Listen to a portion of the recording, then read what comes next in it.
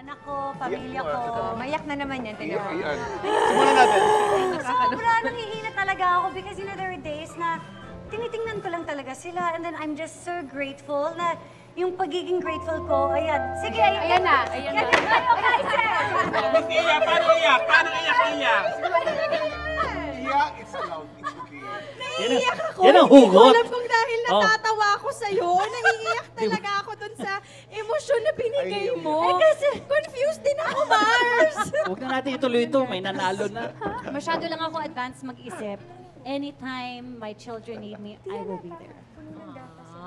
You're a great mama, Marcia. You are. Totoo bang magiging ate na si Alana? 5 seconds to answer.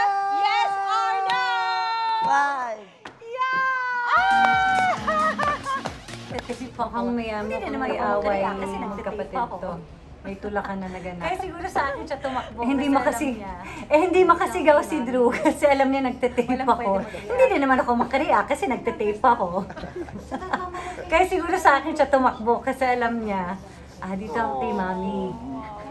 Walang pwede mag-react. Cute! Ang cute si Timo. May kita mo talaga kay Mars kung gaano siya Super ka-devoted na mama. nanay. Super nanay. All throughout. At saka integrated yung mga anak niya sa buhay niya. Sa lahat ng ginagawa. Walang... And even during yung time na naka-zoom pa ang Mars. Kasi makikita mo, hindi namin alam minsan na nag-shoot siya, kuya, sa likod niya may sala. Tapos andun yung sofa niya. Andun pala sa likod yung mga anak niya. Makikita na lang natin kalahati nung segment may lumalabas na ulo. Kasi nagtago pala, tapos hindi gumagalaw. So, Mars, we miss you. You are awesome. You are amazing. And you are really born to be a mom. Yes. No? So, we miss you, Mars. And I'll see you